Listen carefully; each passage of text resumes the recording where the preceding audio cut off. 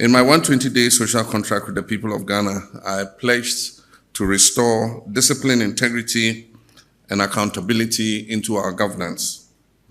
Today, we're taking an important step towards fulfilling that promise with the official launch of the Code of Conduct for Political Appointees. This code represents a bold declaration of the standards we must uphold as servants of the public. It reflects our commitment to build a government that is ethical, responsive, and worthy of the people's trust. Why do we need a code of conduct? Because we must build a new political culture, one that is rooted in transparency, humility, and ethical leadership. Ghanaians deserve leaders who serve with honor and put the public interest ahead of their personal gain. This code is designed to guide our actions and decision-making and to make clear the consequences that will happen when we fall short. Now, let me highlight a few key principles and provisions of the code. All political appointees must serve the public with integrity and impartiality, must place the national interest above their personal interest, must avoid misuse of office or state resources, must declare and manage any potential conflict of interest, must eschew opulence, be accountable for every cedi or public money you spend, and be humble in service, measured in language, and respectful to citizens at all times. You are not in office to wield power. You are here to serve the people of Ghana. The second is conflict of interest. Any situation that creates a conflict between your personal interest and your official duties must be avoided or disclosed. This includes holding stakes in companies that deal with government or with your ministries, using insider knowledge for your personal benefit, awarding contracts to entities that are connected to yourself or your close family. If you're a dormant partner in any business engaging with the government, even outside your ministry, you must disclose it in writing to this office. Not through a telephone call, not through a relative. You must submit an official declaration. Failure to do so will result in disciplinary action. Number 3, interest of friends and family.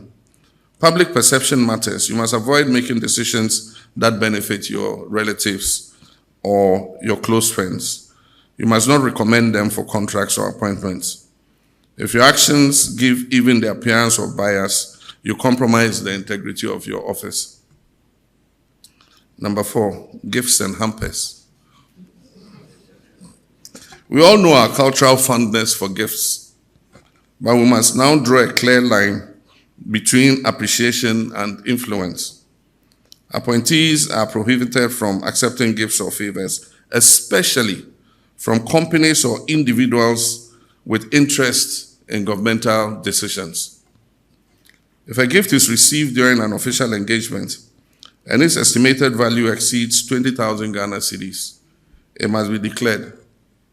And upon leaving office, the gift must be surrendered unless expressly permitted to retain it by the president. As for hampers and gift items, no government funds, including internally generated funds, are to be used to purchase or distribute hampers. The only exception is modest gifts to staff as a reward for excellence or retirement. For government entities that must distribute hampers or gifts as part of their corporate commercial policy, express permission for the budgeted expenditure must be received from the Office of the Chief of Staff. Ministerial travel. All official or unofficial travel outside Ghana must receive, and the word is prior approval, from the Chief of Staff's office. And after each official trip, a report must be submitted on the trip, and any impressed retired within 14 days after your return. Where government is footing the bill, the trip must be necessary, it must be budgeted for, and aligned with national priorities. Retroactive approvals will no longer be entertained. Prohibition on purchasing state assets. No political appointee under this administration is permitted to purchase state assets, whether land, vehicles, shares, or buildings, directly or indirectly. If you attempt to do so and you are found out, your appointment will be terminated. We are here to protect the national interest, not to help ourselves to the national purse. Sanctions for violation. The code sets out consequences for breach, public apology, from public apology to reprimand, to suspension, to resignation, or ultimately termination. Let me assure you that these sanctions are not cosmetic, they will be enforced. And I will not hesitate to act firmly and decisively, no matter who is involved. Kindly do not put me in a position where I have to make that drastic choice. Because when it comes to protecting the integrity of this government, I will not compromise. Citizen engagement and reporting. Accountability does not end at the walls of this room and in just one code of conduct. I invite the citizens of Ghana to play a role in monitoring compliance of this code. A portal will be created for the public to report suspected breaches with guarantees of confidentiality and impartial investigation. Ladies and gentlemen, what we launched today is more than a code. It is a declaration of intent. It is the foundation of a new ethos in public service, one that values ethics over expediency, duty over indulgence, country over self. We're here to serve and will serve with honor. On the 18th February 2025, I set a deadline of 31st March 2025 for all appointees who are taking office or being nominated at the time to declare their assets. An update provided by the Auditor General to my office indicates that some of you failed to meet that deadline. For all those who are appointed or nominated before 31st March 2025 and failed to meet the deadline, you are to forfeit 3 months of salary to be donated to the Ghana Medical Trust Fund, named after me, Mahama Cares. In addition to 1 month's salary that I've asked all appointees to donate to the Mahama Cares Trust Fund.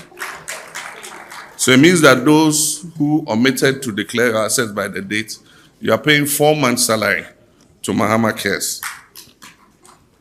However, if by close of day, Wednesday, 7th May 2025, any of you still fails to declare your assets, count yourself automatically dismissed. The assets declaration regime is an important mechanism to check corruption and abuse of office, and it must be respected by all. My brothers and sisters, this is a very strict code, I must admit.